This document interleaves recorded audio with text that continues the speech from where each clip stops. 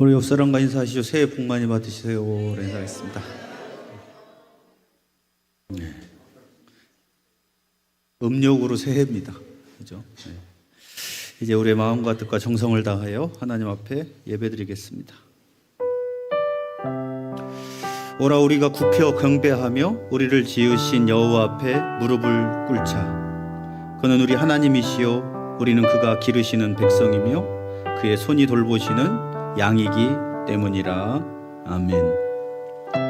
우리의 반석과 요새와 산성이 되셔서 우리를 흔들리지 않게 붙들어 주시는 하나님 아버지, 오늘은 하나님께서 예비하신 거룩한 복된 주일입니다. 이날을 구별하여서 하나님을 받들기 위해 예배전에 모였사오니 우리의 영혼이 잠잠히 주님만 바라보게 하여 주시옵소서. 하나님의 보좌에서 흘러나오는 위로와 소망과 구원의 능력이 우리에게 흠뻑 임하게 하여 주시옵소서. 예수 그리스도의 이름으로 기원하옵나이다.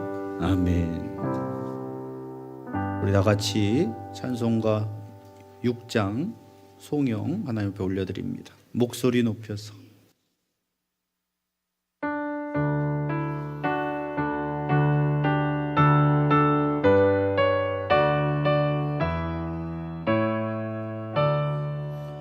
목소리 높여서 주 찬양하여라. 영광과 권세와 존귀와 위엄을 온누리 다스리시는 만왕의 왕께 돌려라.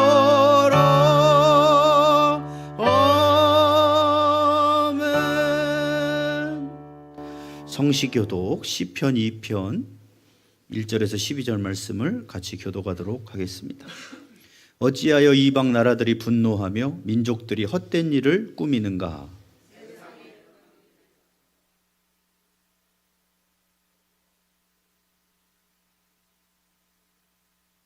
우리가 그들의 맹것을 끊고 그의 결박을 벗어버리자 하는도다.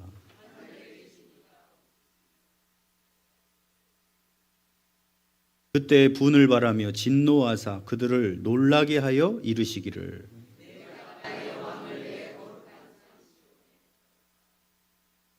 내가 여호와의 명령을 전하노라. 여호와께서 내게 이르시되 너는 내 아들이라.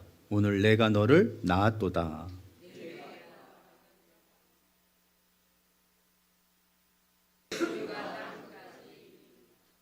내가 철장으로 그들을 깨뜨리며 질그릇같이 부수리라 하시도다.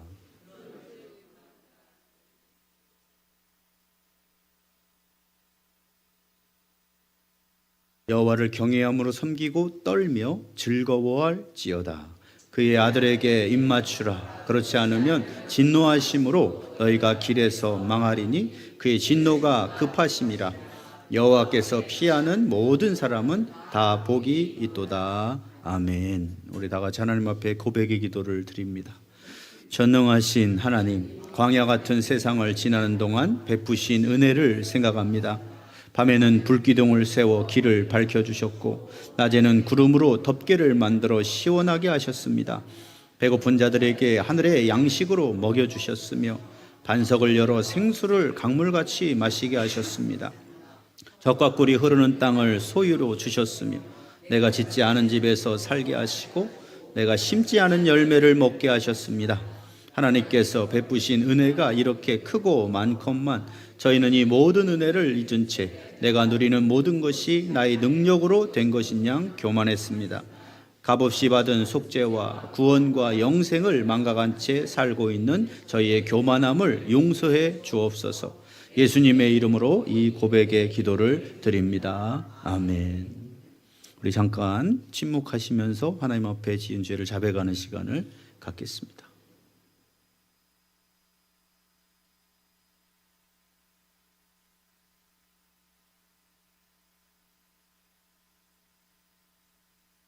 우리 주님께서 말씀하십니다.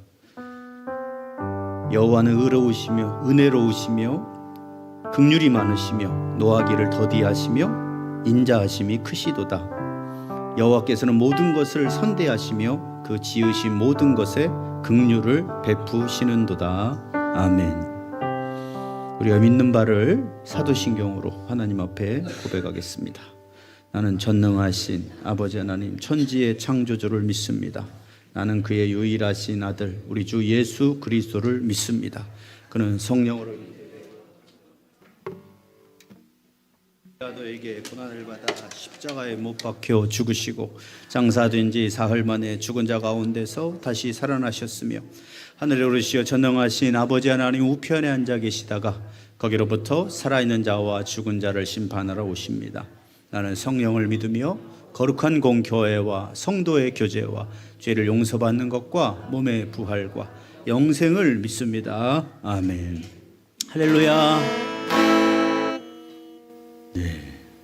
근데 줄이 다 틀어졌네요.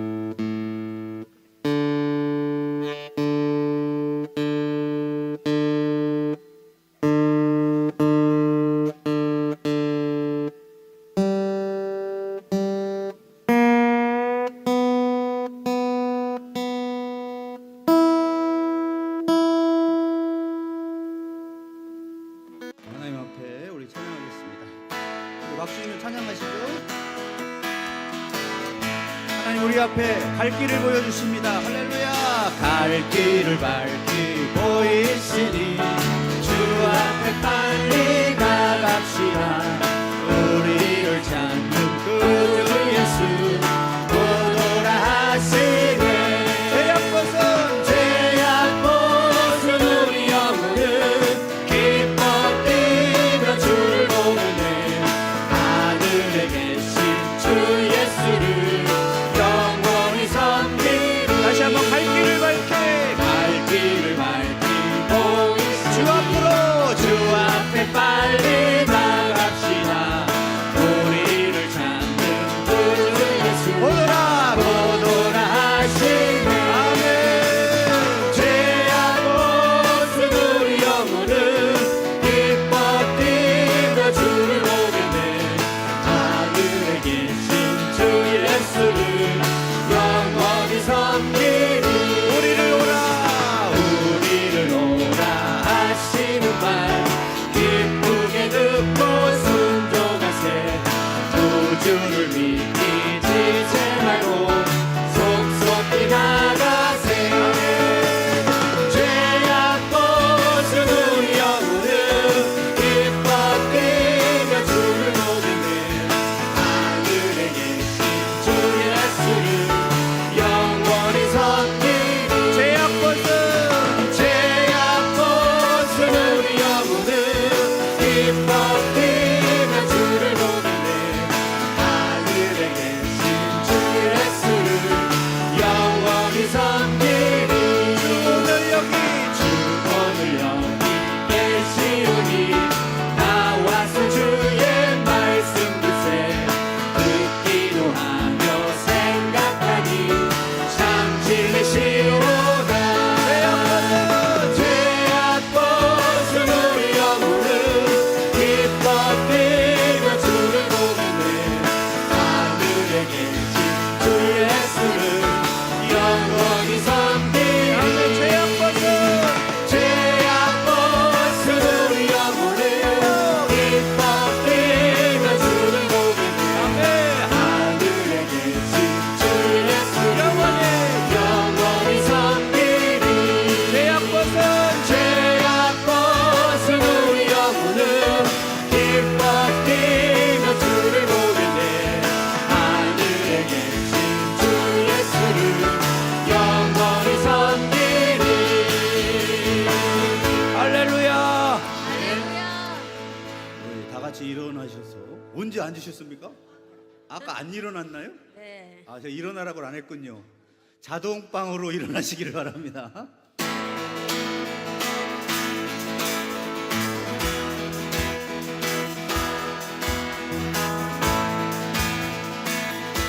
바다보다 바다보다 더 넓고 저 산과 하늘보다 더 높은 주님의 은혜가 이곳에 가득해. 다시 한번 저 바다보다도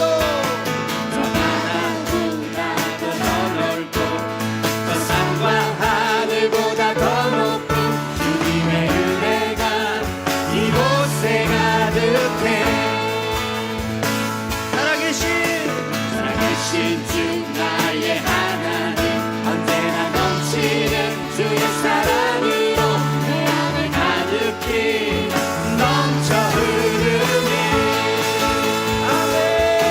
내게 강같은 평화 내게 강같은 평화 내게 강같은 평화가 넘치네.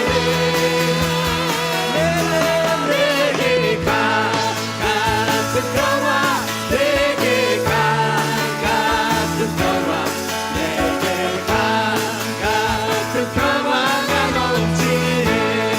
다시 한 번 더 바다보다도 바다보다도 더 넓고 저 산과 하늘보다 더 높은 주님의 은혜 아멘. 이곳에 가득해. 다시 한 번 더 바다보다도 저 바다보다도 더 넓고 저 산과 하늘보다 더 높은 주님의 은혜가 이곳에 가득해. 주님은 살아계십니다. 살아계신 주 나의 하나님 언제나 넘치는 주의 사랑으로 내 안에 가득히 넘쳐 흐르네. 아멘. 내게 강같은 평화 내게 강같은 평화 내게 강같은 평화가 넘치네. 내게 강같은 평화 내게 강같은 평화 내게 강같은 평화가 넘치네. 내게 강같은 평화 내게 강같은 평화 내게 강같은 평화가 넘치네. 내게 강같은 평화 내게 강같은 평화 내게 강같은 평화가 넘치네. 다시 한 번 내게 강같은 내게 강같은 평화 내게 강같은 평화 내게 강같은 평화가 넘치네. 내게 강같은 평화 내게 강같은 평화 내게 강같은 평화가 넘치네. 살아계신 주 나의 하나님 살아계신 주 나의 하나님 언제나 넘치는 주의 사랑으로 내 안에 가득히 넘쳐 흐르네. 다시 한 번 살아계신 주 나의 하나님 살아계신 주 나의 하나님 언제나 넘치는 주의 사랑으로 내 안에 가득히 넘쳐 흐르네. 내게 강같은 평화 내게 강같은 평화 내게 강같은 평화가 넘치네. 내게 강같은 평화 내게 강같은 평화 내게 강같은 평화가 넘치네. 내게 강같은 평화 내게 강같은 평화 내게 강같은 평화가 넘치네. 내게 강같은 평화 내게 강같은 평화 내게 강같은 평화가 넘치네. 목소리로만 찬양합시다. 내게 강같은 평화 내게 강같은 평화 내게 강같은 평화가 넘치네. 할렐루야. 내게 강같은 평화 내게 강같은 평화 내게 강같은 평화가 넘치네.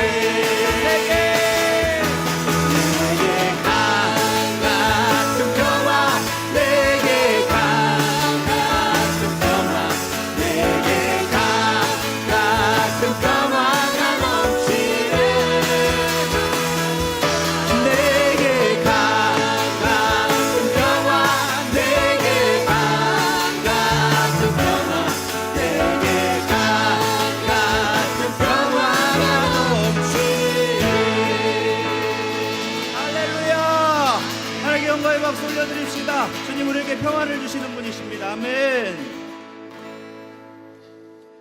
평화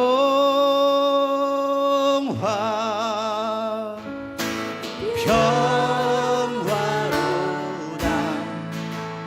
하늘 위에서 내려오네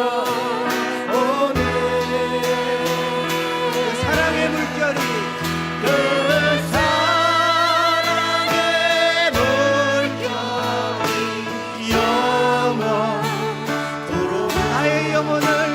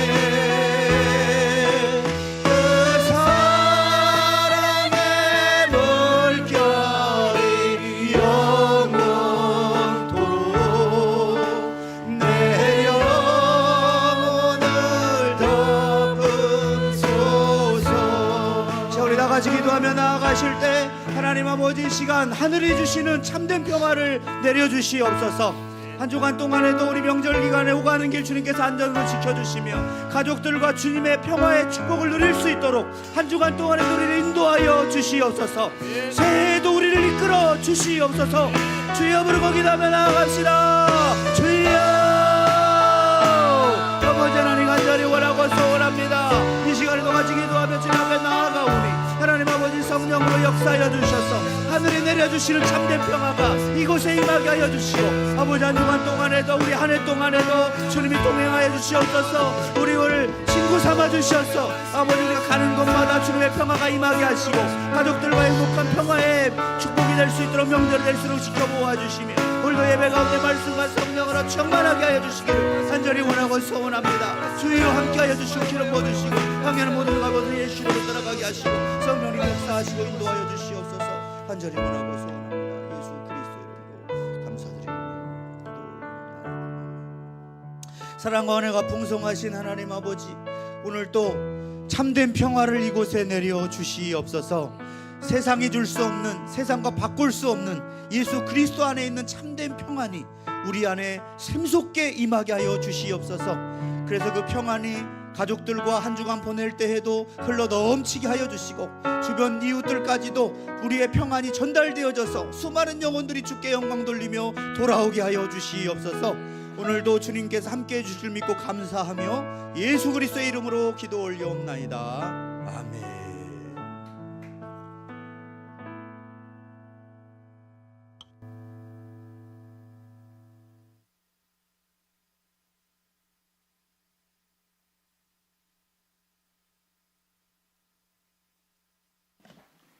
기도하겠습니다.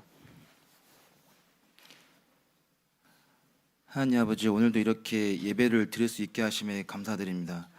예배 드릴 수 있는 상황과 건강 그리고 직장까지 다 주님의 은혜임을 다시 한번 고백합니다. 주님, 한 주간 정신없이 살다가 주님의 전에 나왔습니다. 주님, 이 시간 온전한 예배를 드릴 수 있게 도와주시고 목사님의 설교가 잘 받아들여지며 한 주간 그 말씀을 붙들고 잘 살 수 있는 우리 모두가 되도록 하여 주세요. 주님, 주님께서 세운 우리 목사님의 건강을 책임져 주시고 이번 연도 또한 감당해야 할 일이 많습니다. 온전히 주님과 함께하며 잘 감당케 하시고 우리 십자가 사랑교회 성도님들 또한 아프지 않고 주님의 보호 아래 하루하루 은혜로 살아가도록 주님 지켜 보호해 주시옵소서. 주님, 어느덧 명절이 시작되었습니다. 이 기간 동안 많은 이동과 사람과의 만남이 있을 텐데 그 모든 과정과 순간들을 책임져 주셔서 즐거운 명절이 될 수 있도록 도와주시며 그 가운데서 빛나는 우리 십자가 사랑교회 모두가 되게 하여 주시옵소서. 주님, 예수님처럼 살기 위해 서로 사랑하며 봉사하며 보이지 않는 곳에서 수고하는 모든 이들이 있습니다. 주님께서 다 헤아려 주시사 늘 은혜 내려주시고 새 힘과 예수님의 마음을 가득 부어주세요. 이 시간도 함께 하실 줄 믿으며 예수님의 이름으로 기도드렸습니다. 아멘.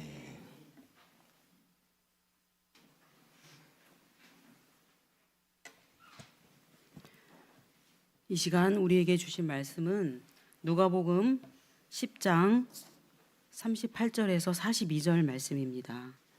신약 성경 111쪽에 있습니다. 제가 봉독하겠습니다.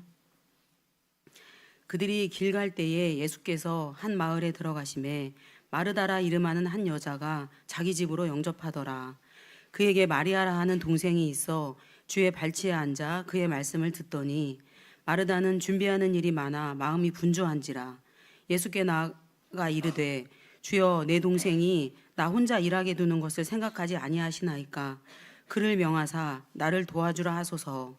주께서 대답하여 이르시되 마르다야 마르다야, 네가 많은 일로 염려하고 근심하나 몇 가지만 하든지 혹은 한 가지만이라도 족하니라. 마리아는 이 좋은 편을 택하였으니 빼앗기지 아니하리라 하시니라. 아멘. 이 말씀은 하나님께서 우리에게 주신 말씀입니다. 하나님께 감사합니다. 기도하시겠습니다. 우리 명절 기간에도 우리가 하나님 앞에 우선으로 예배하기 위해서 나와서 본분을 잘 지킬 수 있도록 믿음으로 지켜주시고 인도해 주시니 감사를 드립니다.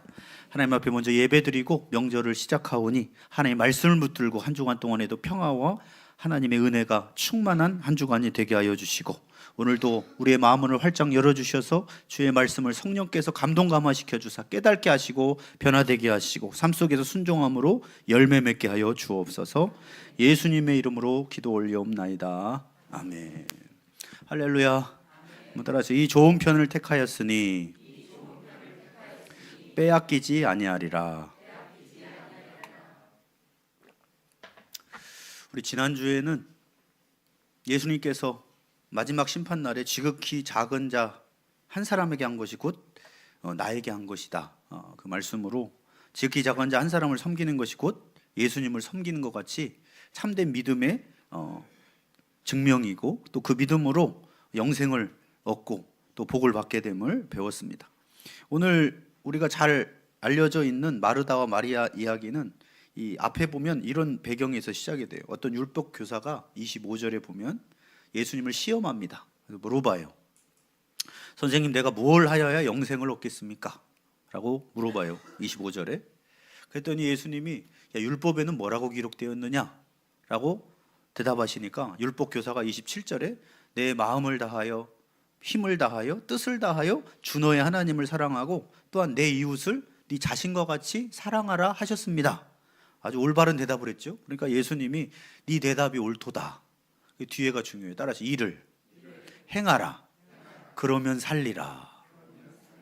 우리가 말은 할 수 있으나 살아내는 것은 쉽지가 않는데, 이게 옳게 보이려고 자기를 자꾸 드러내려고 하는 이 율법 교사가 예수님은 또 어떻게 대답하시는가 테스트를 했습니다. 그랬더니 율법 교사가 이제 대답을, 야, 네가 옳다. 이를 행하면 네가 살 것이다. 그랬더니 좀 우쭐해 가지고 옳게 보이려고 이렇게 얘기했다는 거예요. 그러면 내 이웃은 누굽니까?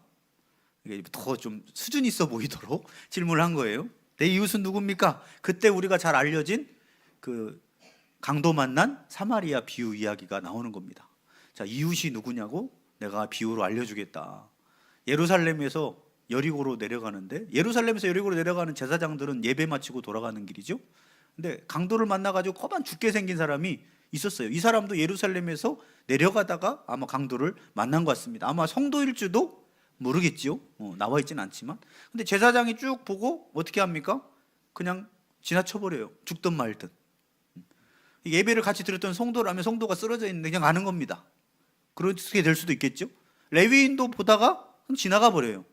근데 사마리아 사람이 가다가 이 사람을 가지고 막 싸매주고 그리고 치료해주고 또 짐승에 태워서 또 객실까지 그 여관까지 인도해주고 잘 돌봐주라고, 그리고 비용이 더 들면 내가 돌아오는 길에 다 비용 지불하겠다고 이 비유를 하시고서 예수님이 물어봅니다. 누가 이 강도 만난 자의 이웃이겠느냐라는 거예요. 그랬더니 율법교사가 대답 잘하죠. 자비를 베푼 자니이다. 이렇게 대답을 해요. 누가 이웃입니까? 이 강도 만난 자의? 그렇게 도와준 사마리아 사람 자비를 베푼 자 이웃이라는 거예요. 그랬더니 따라하시죠. 너도 이와 같이 하라. 예수님은 이런 말 자주 하십니다. 세족식 하시고 너도 이와 같이 하라. 제자들의 발을 주인인데 섬겨주시면서 너희도 가서 이와 같이 하라는 거예요. 근데 저는 이 말씀을 하시고 나서 뭐 시간상 연결된 건 아니지만 그 다음에 오늘 마르다 마리아 이야기가 나왔는데, 제가 이 말씀을 준비하면서 그런 생각이 들었어요. 지금까지 이웃이 누구냐라고 할 때 이 본문을 수없이 봤는데 조금 다르게 보이는 부분은 뭐냐면 이웃을 내 기준으로 정할 때가 많다는 거죠. 그게 무슨 말이냐? 저 사람이 나에게 도움이 될까 안 될까? 내가 저 사람을 도와서 무슨 이익이 나에게 있을까? 저 사람이 나하고 무슨 관계가 있다고? 무슨 얘기인지 알겠죠? 항상 누구 기준이에요? 내 기준이에요. 그런데 예수님 말씀을 가만히 들여다봤더니 누가 강도 만난 사람의 이웃이 되겠느냐예요. 그럼 무슨 말입니까? 이웃이 내 기준이 아니라는 거예요. 강도 만난 사람이 누구를 이웃으로 보겠느냐라는 거예요. 이게 저한테는 많이 와닿았어요. 우리는 이웃이라고 할 때 그냥 내가 이웃 삼으면 이웃이라고 생각하지만 예수님은 무슨 기준이냐? 강도 만난 사람이 누구를 이웃으로 보겠냐는 거예요. 그런 관점에서 보면 우리 주변에 있는 사람들이 누가 나를 이웃으로 볼까요? 이런 말이에요. 누구를 이웃으로 보겠습니까? 자비를 베푼 자니이다. 제가 이제 이 본문을 준비하려고 이제 문맥을 보려고 이렇게 쭉 보다가 이 말씀을 봤는데, 항상 내 기준이 많구나. 이웃을 정할 때도 누구 기준이에요? 내 기준이고, 우리는 봉사를 하거나 뭘 할 때도 다 내 기준이고, 오늘 마르다도 누구 기준으로 주님 섬깁니까? 내 기준. 내가 좋으면 좋은 거예요. 예수님이 좋든 말든 내가 좋으면 좋은 거예요. 이런 가르침 그 뒤에 나온 게 오늘 이 길을 가다가 한 여자가 초청을 했다는 거, 신방을 요청한 거예요. 그게 누구였습니까? 마르다였어요. 이 마르다가 예수님 우리 집에 좀 와주세요. 신방 초청을 한 겁니다. 소그룹 신방 신청하십시오. 안 하신 분들 초청을 했어요.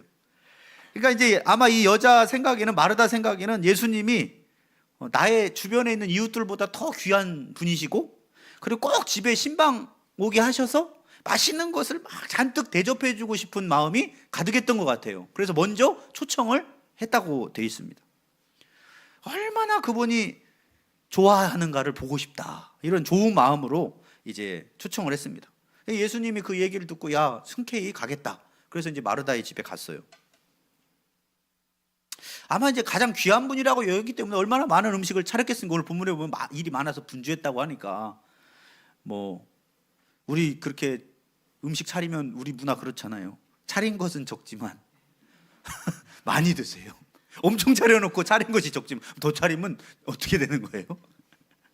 그 얘기하는 이유는 뭡니까? 이제 많이 차렸다는 거죠. 정성이 있다는 거죠. 그랬더니 어떤 걸 반응을 원해요?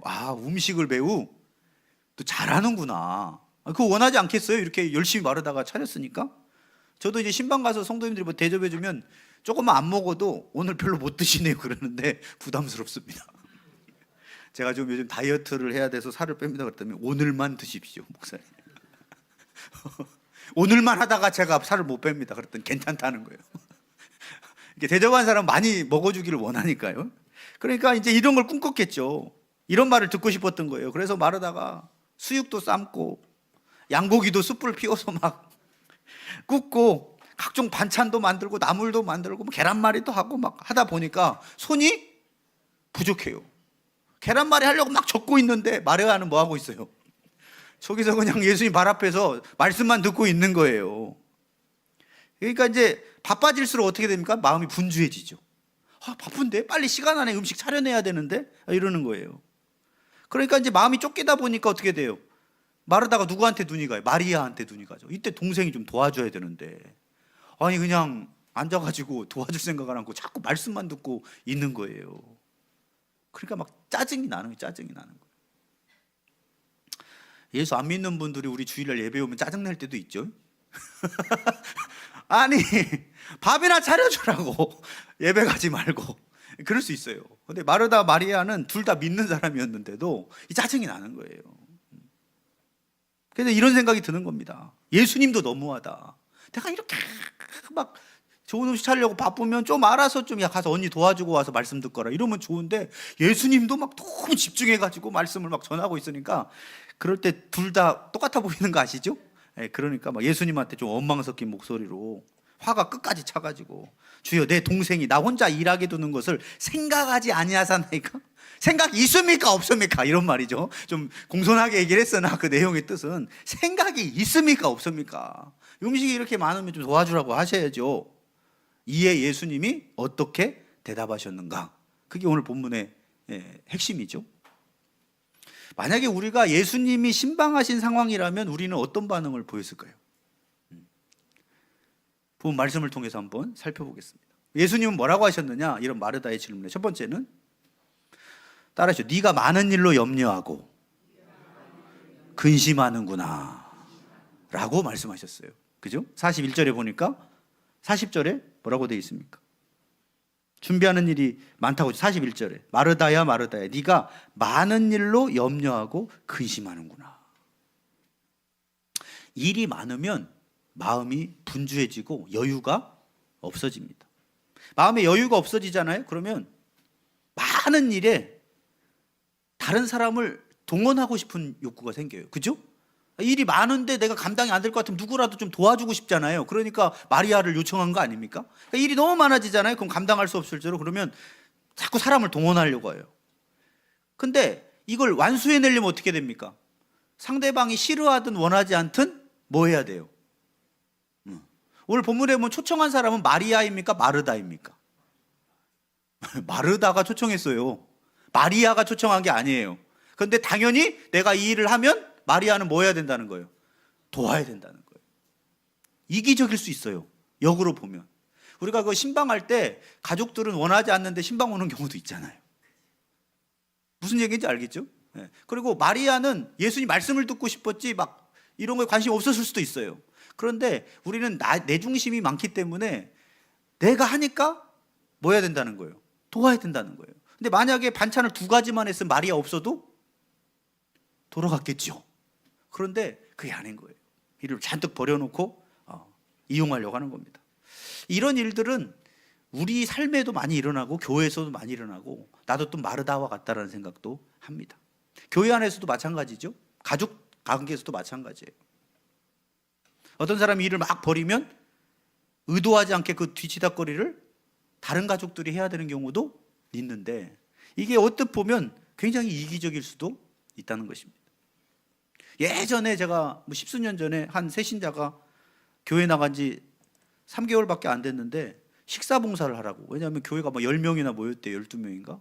식사 봉사가 돌아가지가 않으니까 새신자인데 이제 예수가 누군지도 잘 모르는데 그냥 교회 한번 다녀볼까 나갔는데 이 식사 봉사를 시켰어요. 근데 식사 봉사가 쉬운 건 아닙니다.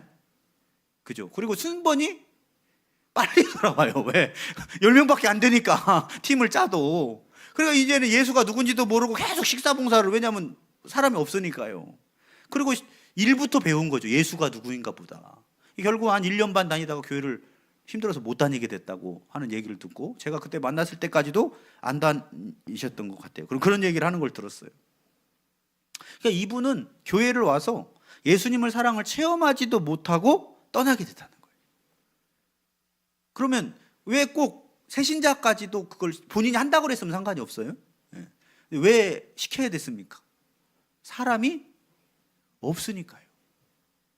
그러니까 하긴 해야 되는데 식사봉사 누가 하긴 해야 되는데 사람이 없어. 새신자가 왔네? 영혼으로 봐야 되는데 일꾼으로 보는 겁니다.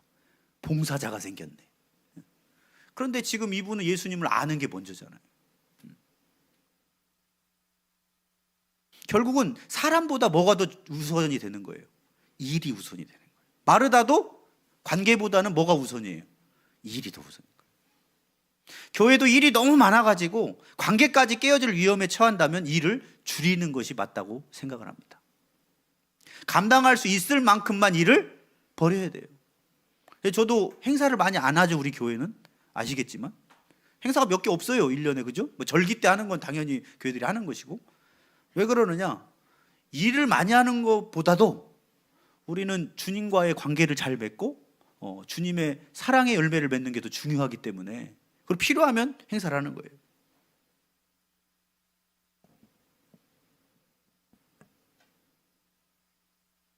그렇기 때문에 감당할 만큼만 일을 벌이려면 꼭 해야 될 일을 분별을 해야 됩니다. 그러면 어떻게 되느냐? 관계도 살고 일하는 것도 은혜스러워져요. 그러지 않으면은 일을 많이 벌였는데 할 사람이 없잖아요. 그러면 소수만 일하게 되죠. 소수만 일하면 어떻게 됩니까? 마르다 같이 승질이 나기 시작한.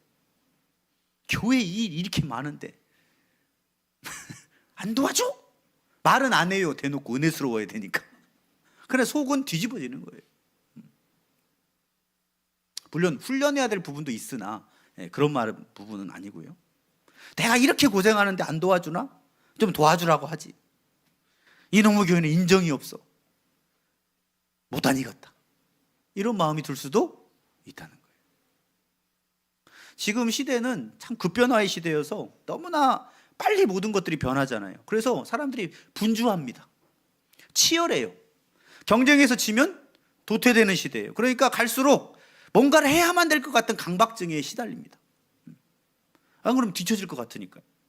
지금도 계속 나오는 게 뭐예요? 로봇에게 일자리 다 뺏기겠다. 그러니까 얼마나 불안해요. 안 그래도 취업률이 지금 들어가는데 일자리도 다 뺏기게 생겼어요. 로봇이 다 하니까.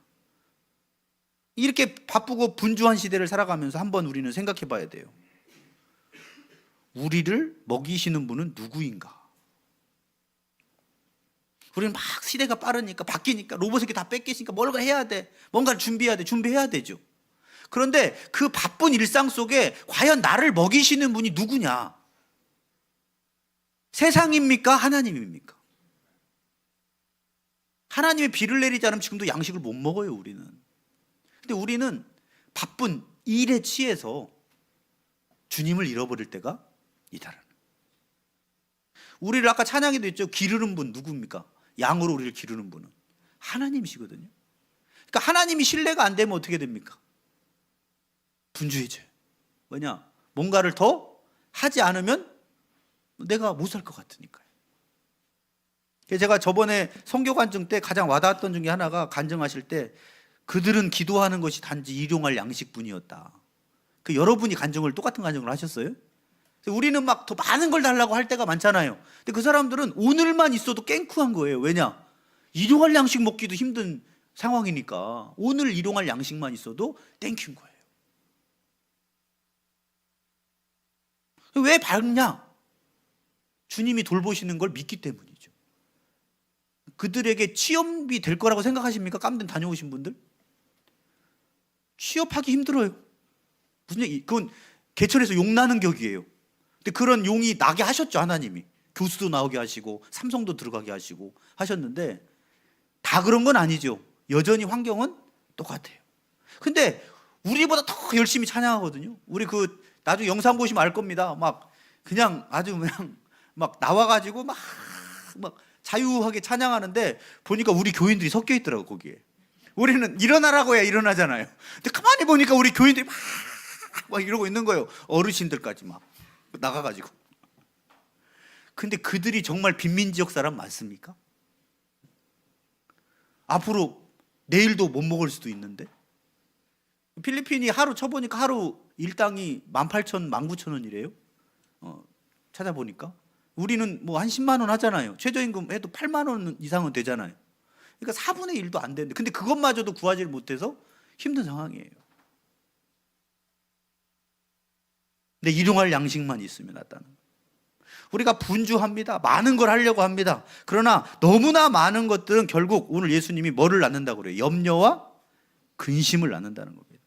앞으로 닥치지 않은 일까지도 미리 다 계획하고 계산하고 해내야 되기 때문에, 그리고 내 생각으로 다 돌아가야 되기 때문에, 그러니까 예수님은 이렇게 말씀하시죠. 내일 일은 내일 염려하고 오늘 하루 염려로 족하다. 내일의 계획을 세워야 됩니다. 하지만 그 계획 안에 누가 들어가 있어야 됩니까? 예수님이 들어가 있어야 돼요. 주님 계획을 세웁니다.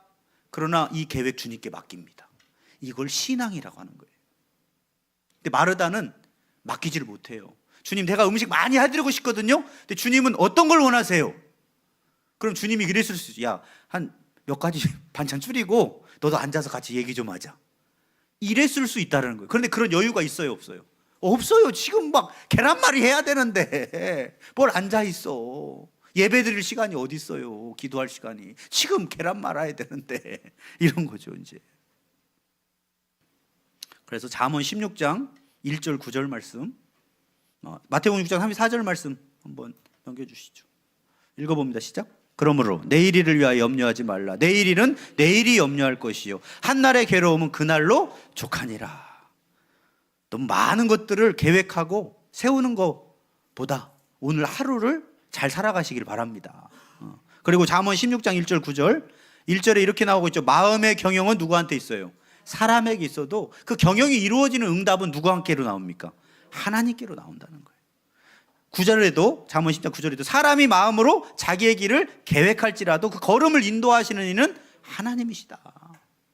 그러니까 우리가 많은 계획을 세우고 교회도 마찬가지 신년 계획을 세우지만 이 계획마저도 주님께 맡깁니다. 주님이 이 계획을 인도해 주십시오. 그럼 우리가 계획을 세웠으나 주님의 뜻이 아닌 것은 안 될 수도 있는 거예요.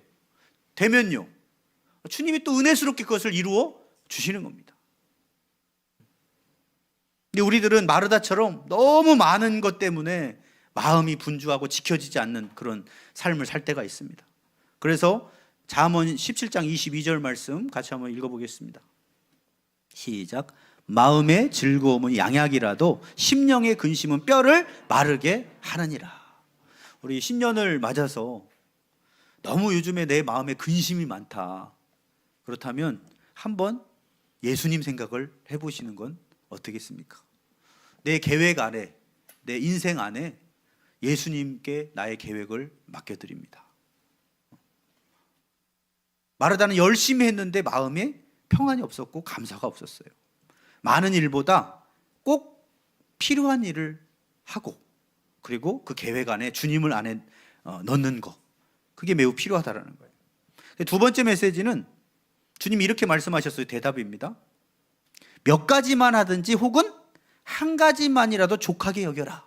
42절에 이렇게 말씀하고 있죠. 오늘 본문에 보면 뭐라고 얘기합니까? 몇 가지만 하든지 혹은 한 가지만이라도 족하니라. 이거 이 시대 참 어려운 겁니다. 아까도 얘기했지만 우리는 그 많은 일을 하려고 하는 것은 결국 성과주의 시대에서는 성과를 내야 되는 거예요. 그러니까 많은 성과를 내서 결국 나를 어떻게 해야 됩니까? 드러내야 되는 거예요. 그래서 세상에서는 많은 성과를 내야만 인정을 해줍니다. 그리고 보여지는 거에 사람들은 약하잖아요. 그래서 아파트도 요즘 젊은 사람들은 헌아파트 안 가려고 한다고 그러더라고요.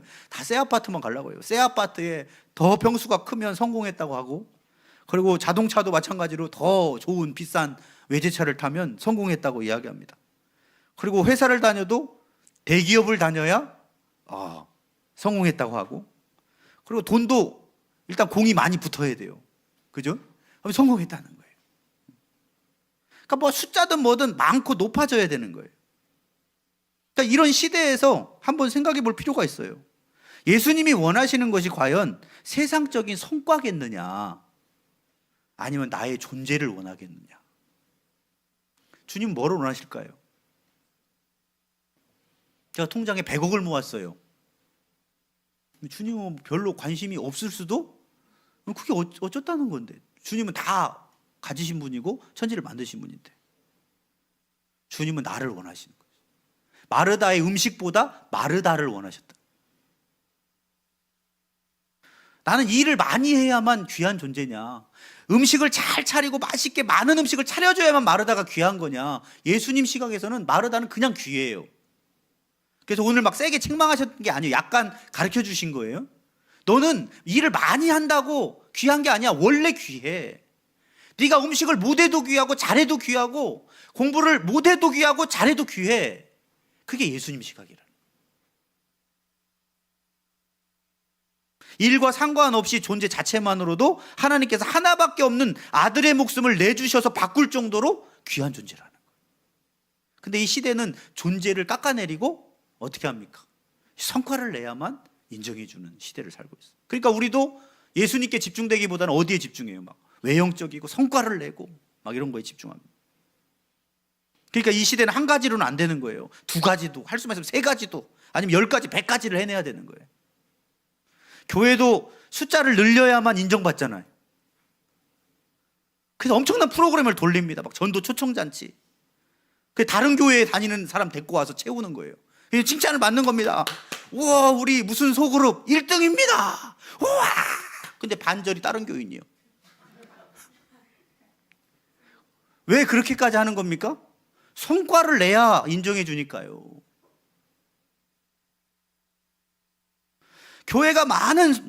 교인이 많은 교회에 다니면 성도들이 우쭐해하고 자부심을 느낍니다. 그게 다 외형주의예요. 예수님하고 전혀 상관없는 시각이에요. 내가 1000명, 10,000명 다니는 교회에 등록하면 나는 귀해집니까? 주님은 1명 모이는 교회를 다니든 10,000명 모이는 교회를 다니든 똑같이 귀한 거예요. 왜? 나의 형상대로 창조한 사람이기 때문에. 제가 동기회 모임 월요일 이번 연도 제가 70명 되는데 회장이어서 쭉 돌면서 말씀을 3번 전했는데, 그때 정말 어렵게 목회하시는 분들 많죠. 시골에서 한 12명, 20명 정도 됐구나. 목회하는데 많이 3년 됐는데 많이 시골에서 지친다는 거예요. 그래서 제가 그 얘기를 했습니다. 한 영혼이 천하보다 귀한데 한 영혼이라도 나한테 맡겨줬다면 나를 얼마나 신뢰하시는지를 우리는 알아야 된다. 고린도전서 4장 1절에 보면 맡은 자에게 구하고 충성이니라. 그러면서 그 1절이 뭐예요? 우리를 그리스도의 일꾼이요 하나님의 복음의 비밀을 맡은 자로 여길지어다. 그 말씀을 제가 전하면서 한 영혼이 천하보다 귀한데 우리 자녀 평생을 책임지라고 하면 누구한테 맡기겠느냐? 가장 신뢰할 만한 사람한테 우리 자녀 좀 맡아줘. 이렇게 하지 않겠어요? 근데 한 영혼을 맡겨줬어. 그러면 교회가 커요. 그런데 2명밖에 없어. 1명밖에 없는 교회도 있어요. 제가 돌아보니까 1명밖에 없는 교회도 있더라고요. 동기 교회 중에 16년 됐는데. 그래서 제가 뭐라고 했느냐? 그 한 영혼이 있으니까 자존감이 어때요? 떨어지죠. 내가 뭐 목회를 제대로 하고 있는지 우리는 쉽게 평가할 수 있습니다. 그죠? 얼마나 목회를 못하면 저밖에 안 모이나. 근데 그분들은 굉장히 신실하신 분도 있고요. 그 한 명 모이는 교회는 공부도 잘했던 분이에요. 굉장히 기도도 많이 하시고. 그래서 제가 뭐라고 했냐면은 한 영혼이라도 맡겨주셨다. 그건 어마어마하게 신뢰하는 거다. 아브라함이 그 이삭의 아내 찾아오라고 했을 때, 데려오라고 했을 때 누구 보냅니까? 가장 신뢰하는 종 보내죠. 너라면 정말 우리 아들한테 가장 귀한 배우자를 찾아올 것이다. 아무한테나 안 맡깁니다. 근데 한 영혼만 맡겼다고 해도 엄청나게 충성되게 여기기 때문에 그래요. 그렇다면 우리 십자가 사랑교회 얼마나 귀한 교회입니까? 수십 명을 맡겨주셨는데 우리 소그룹 리더분들도 얼마나 귀합니까? 우리 소그룹 가족들이 1명이든 2명이든 나를 얼마나 충성되게 여겼으면 천하를 바꿔도 아깝지 않은 그 한 영혼, 목숨을 바쳐서 구원하신 그 한 영혼을 나 같은 사람에게 붙여주셨을까? 여러분은 귀한 리더입니다. 그리고 주님이 그 상급을 주실 것입니다. 그 동기 교회 가서 설교를 했더니 끝날 때 손을 꽉 잡고 인사를 하는 거예요. 그 동기 목사님이. 너무 은혜를 받았다고. 왜? 다 숫자로 비교하고. 시골에서 무슨 얼마나 큰 부흥을 이룹니까? 다 천국 가는 거 이제 돌보는, 장례 치르는 데가 바쁜데. 우리는 너무 숫자에 치여 있어요. 성과. 많은 반찬 만들어서 내 성과 내야지, 예수님께. 반찬 20개 만들었어요. 차린 건 별로 없지만. 거기에는 뭐예요? 내가 좀 했거든요. 이런 거지.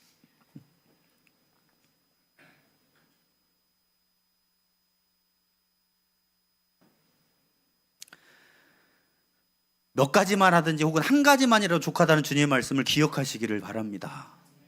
마르다는 일을 많아서 성과를 낼 수 있었을지 모르지만 그 마음은, 영혼은 분주하고 여유가 없고 돕지 않는 자들에 대한 미움과 분노가 가득했습니다. 그런 마음에는 주님의 사랑이 열매 맺기가 어렵고 하나님과 이웃을 사랑하기가 어렵습니다. 우리가 나의 영혼을 돌볼 수 없을 정도로 바쁘다면 나의 영혼을 돌보는 시간을 위해 일을 몇 가지만이라도 줄일 필요도 있다는 것입니다. 그리고 정말 너무 여유가 안 된다면 한 가지만이라도 꼭 해야 될 일을 하는 것이 더 나은 것이다. 이게 주님의 말씀이에요. 저도 그래서 이번 연도에는 조금 많은 걸 조정하려고 지금 기도 중에 있습니다. 제가 신년 초부터 첫 주일을 과로로 쓰러져가지고 못 나왔잖아요. 조금만 움직이면 막 세상에 다 돌고 물만 마시 다 토해내고 하는데 이게 회복될 가능성이 안 보이처럼 너무 두려움이 휩싸이는 거예요. 나 아직 젊은데 뭐 이 막 처음 겪는 몸 상태여가지고 그래서 이제 월요일 날에 병원을 갔습니다. 이제 조금 어느 정도 좀 나아진 것 같아서 가면서도 신년 초부터 제 마음이 좀 그렇죠.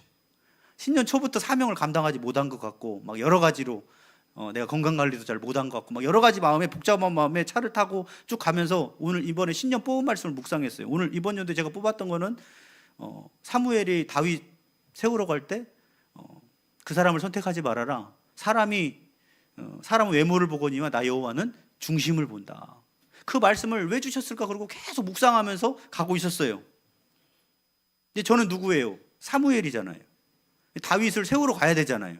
그러니까 이렇게 기도했습니다. 하나님 이번 2026년도에 교회 안에서 일꾼을 세울 때 외형을 보지 말고 중심을 보라는 뜻이죠? 말씀 보면 계속 물으면서 그렇게 갔어요. 근데 계속 그렇게 가고 있는데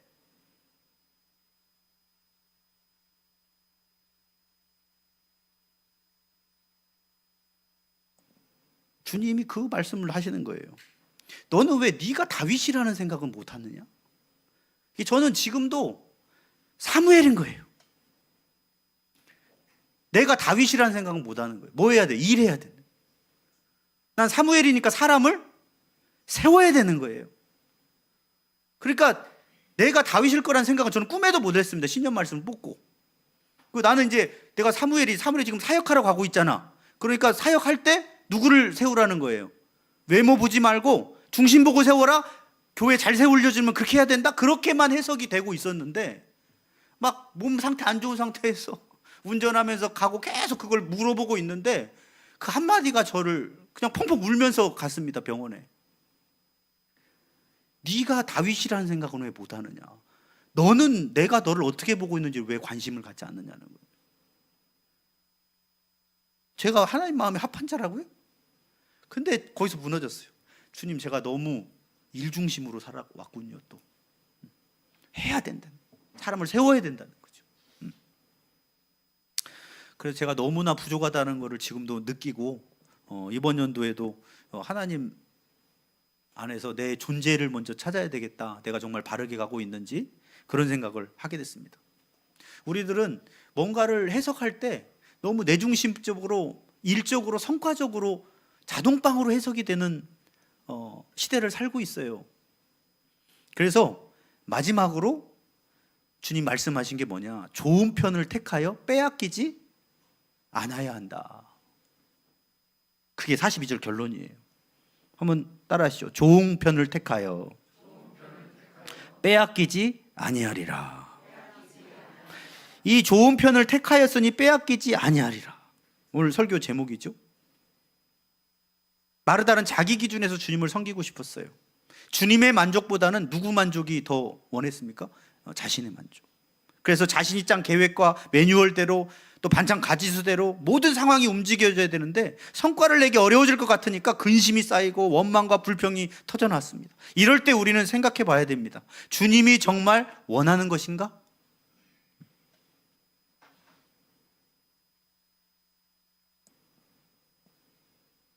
좋은 편은 뭐냐? 마리아를 말씀하시는 거죠. 마리아는 뭘 택했습니까? 먼저 주님 발 앞에 엎드려서 주님의 뜻과 마음을 헤아리고 그분이 나에게 뭘 원하시는가를 물어봤어요.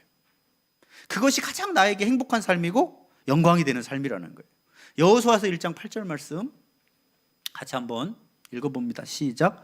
이 율법책을 내 입에서 떠나지 말게 하며 주야로 그것을 묵상하여 그 안에 기록된 대로 다 지켜 행하라. 그리하면 내 길이 평탄하게 될 것이며 내가 형통하리라. 아멘.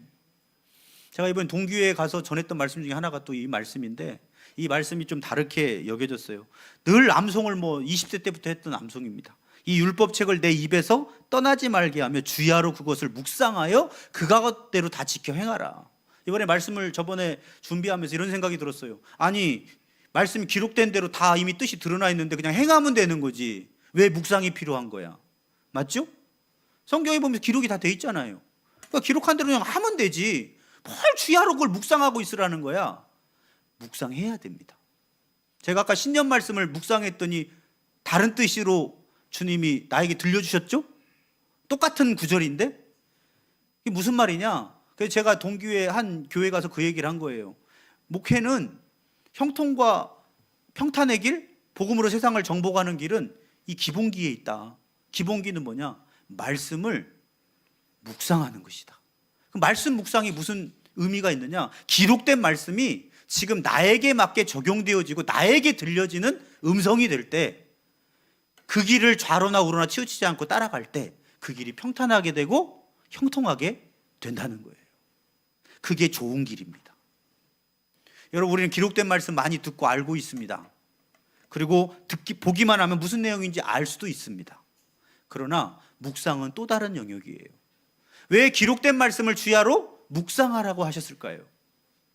그 기록된 말씀이 지금 나의 상황에 맞게 나에게 가정에서 사회에서 세상에서 무엇을 하라고 나에게 적용시켜 주시는지 나에게 주시는 말씀을 들어야 될 줄 믿습니다.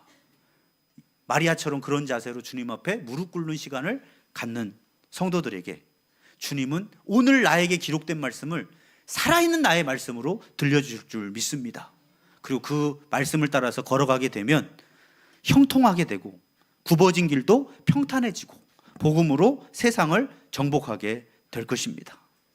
그러나 말씀 묵상이 되지 않으면 모든 기준이 마르다처럼 내 기준으로 판단하게 되고 이웃도 내 기준으로 전하게 되고, 정말 다른 사람이 나를 이웃으로 생각해 주려면 다른 사람의 기준에서 나를 생각해 보라는 예수님의 말씀이 깨달아져야 되는데, 저도 똑같은 말씀을 읽다가도 새롭게 깨달아지는 거예요.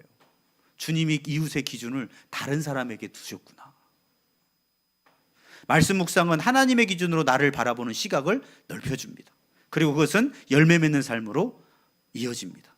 가장 좋은 것을 선택해야 됩니다. 따라하시죠. 그래야 빼앗기지 않습니다. 이게 주님이 하신 말씀인데, 오늘 제가 별칭으로 제목을 이렇게 정했었어요. 원래 예수님의 신방.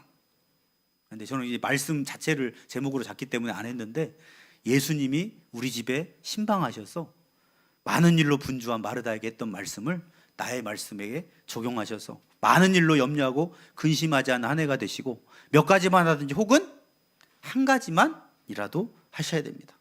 이 좋은 편을 택하라는 말씀은 말씀의 묵상입니다. 그 발 아래 엎드려서 주님 나에게 지금 원하시는 것이 무엇인지를 듣고 따라간다면, 이 좋은 것을 선택한다면 2026년도에도 빼앗기지 않고 주님이 주신 평강과 은혜 가운데 행복한 한 해가 되실 줄 믿습니다. 기도하시겠습니다. 사랑과 은혜가 풍성하신 하나님 아버지, 우리는 너무나 많은 외형적인 것, 성과적인 것, 더 많은 것들을 해내서 예수님께 영광을 돌리고 예수님 만족시키고 싶어서 마르다처럼 분주할 때가 많습니다. 그러나 분주하고 바쁜 것은 어떤 면에서는 주님이 원하시는 것이 아니라는 것을 깨닫습니다. 많은 일로 염려하고 근심하는 삶이 아니라 몇 가지만 하든지 한 가지만 꼭 필요한 것들을 정하여 내 마음이 여유가 있고 평안하고 은혜가 있는 삶을 살게 하여 주시옵소서. 또 좋은 편을 먼저 택해서 내 계획 안에 예수 그리스도의 인도하심을 넣게 하시고, 예수님 안에서 기록된 말씀을 주야로 묵상해서 지금 나에게, 내 가정 속에, 내 일터 속에, 내가 세상에 나아가서 나에게 지금 하라고 하는 말씀이 무엇인지 주님의 뜻과 마음을 깨닫고 그 길로 걸어갈 때 이 좋은 선택이 훗날에 빼앗기지 않고 또 풍성하게 주님의 은혜를 경험하는 그런 한 해를 이끌어 주실 줄 믿습니다. 예수님의 이름으로 기도 올리옵나이다. 아멘. 다 같이 일어나셔서 찬송가 419장 부르시면서 준비하신 예물 올려드립니다.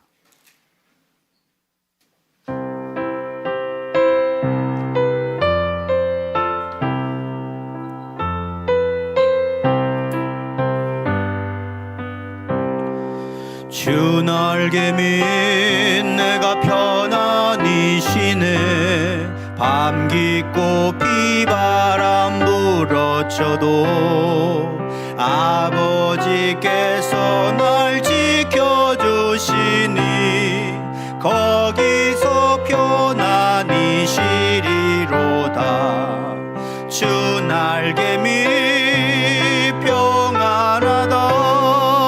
그 사랑 끈을 짜니뇨. 주 날개 밑 내 쉬는 영혼 영원히 거기서 살리. 주 날개 밑 나의 피난처 되니 거기서 쉬기를 원하노라. 세상이 나를 위로치 못하나 거기서 평화를 누리리라. 주 날개 밑 평안하다. 그 사랑 끈을 짜니뇨. 주 날개 밑 내 쉬는 영혼 영원히 거기서 살리. 주 날개 밑 참된 기쁨이 있네. 고달픈 세상 길 가는 동안 나 거기 숨어 돌보심을 받고 영원한 안식을 얻으리라. 주 날개 밑 평안하다. 그 사랑을 자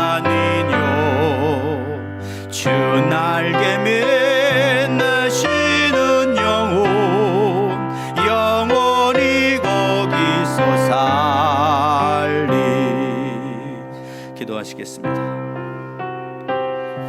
예수 그리스도 안에서 그 날개 밑에서 참된 평안 가운데 살아가는 한 해가 되게 하여 주시옵소서. 주님이 지금까지 돌보시고 인도하셨던 은혜, 오늘 또 일용할 양식을 주시고 입을 수 있는 거, 먹을 수 있는 거, 잘 수 있는 공간을 우리에게 허락하시고 지금도 해와 빛을 비춰주셔서 우리에게 양식을 허락하여 주신 주님의 은혜와 무엇보다도 십자가에서 우리 죄를 위해서 대신 죽으시고 나의 한 영혼을 위해서 목숨까지 바쳐주신 그 은혜에 감사하여서 감사하는 마음으로 여러 가지 예물을 주님 앞에 드리오니 하나님, 이 물질이 주님의 것입니다. 주님의 뜻을 따라 잘 사용되어지게 하시고 드린 손길들마다 주의 뜻에 동참한 주님의 은혜와 칭찬과 상급이 충만케 하여 주시옵소서. 또 이 물질이 나누어져서 주님의 뜻과 영혼들과 선교와 구제를 위해서 잘 사용되어질 때 가는 곳마다 오병이의 역사로 생명이 살아나게 하시고 굶주린 자들이 회복되는 놀라운 복음의 은혜가 있게 하여 주옵소서. 감사하며 예수님의 이름으로 기도 올려옵나이다. 아멘. 우리 오른손 들고 파송의 결단 외칩니다. 나는 하나님의 성품을 닮은 그리스도의 향기 나는 제자가 되겠습니다.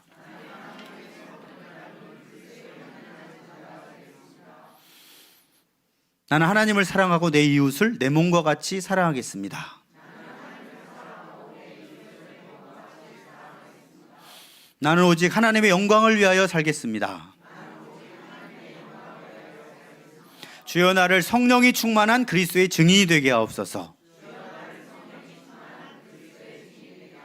아멘, 아멘, 아멘.